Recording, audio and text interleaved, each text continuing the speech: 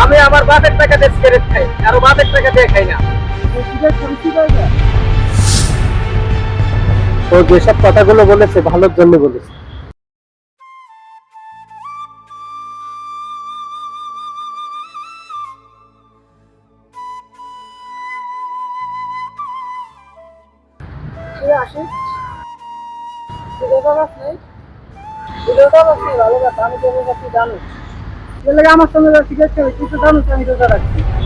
আমি আমার বাপের টাকা দিয়ে সিগারেট খাই, কারো বাপের টাকা দিয়ে খাই না। আমার বাপের টাকা আছে, আমি সিগারেট খাবো, গাঁজা খাবো, মদ খাবো, যা ভালো লাগে তা খাবো। আমি তো কারো জিজ্ঞেস করে খাবো না।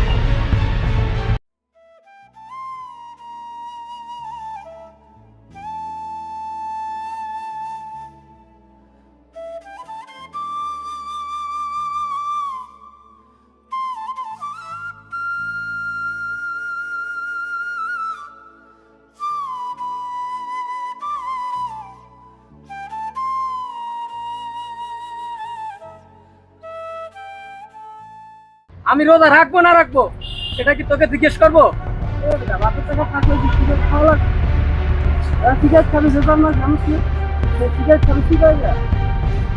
আমি ওপেনে খাবো সিগারেট, গোপনে খাইবো কেন? আমার বাপের টাকা দিয়ে আমি সিগারেট খাই।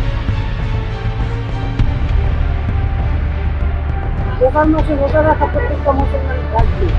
টাকা পয়সা লাগে যখন সম্পত্তি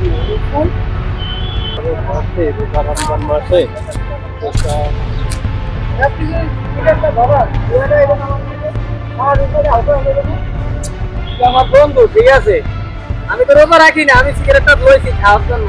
তুই একটু সরে যাবি? আমি শোনেন তুই সেটা খেতে আসছি।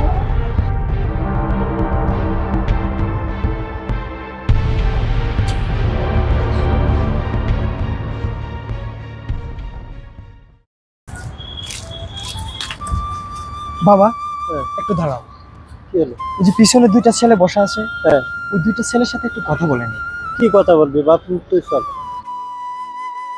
বাবা একটু বোঝার চেষ্টা করো, ওদেরকে বোঝানো দরকার। চলো না কথা বলে নি একটু। তা ঠিক আছে চল।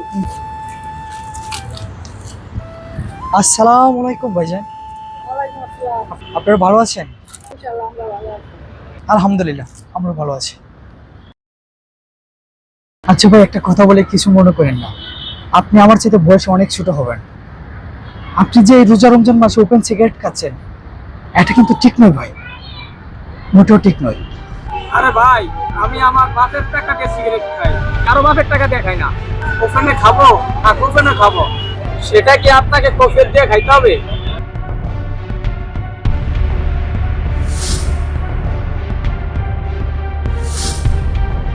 দেখো বাবা, সে আমার ছেলে, ও যেসব কথাগুলো বলেছে ভালোর জন্য বলেছে।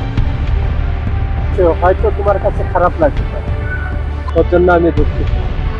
এই সিগারেট খাওয়াতে কয়েকটা ক্ষতি হচ্ছে, যেটা তুমি নিজেও জানো। যেমন এক, তোমার বাবার গালি শুনতে হচ্ছে। দুই, এই সিগারেটের ধোঁয়া কোনো রোজাদারের নাকে গেলে, মুখে গেলে তার রোজা হালকা হয়ে যাচ্ছে।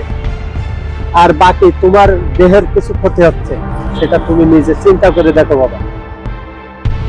এই সিগারেট এখন তুমি খাবা কি না খাবা সেটা তোমার ব্যাপার বাবা, তুমি ভেবে চিন্তে দেখো, ভালো করছো কি খারাপ করছো। চল বাবা যাই।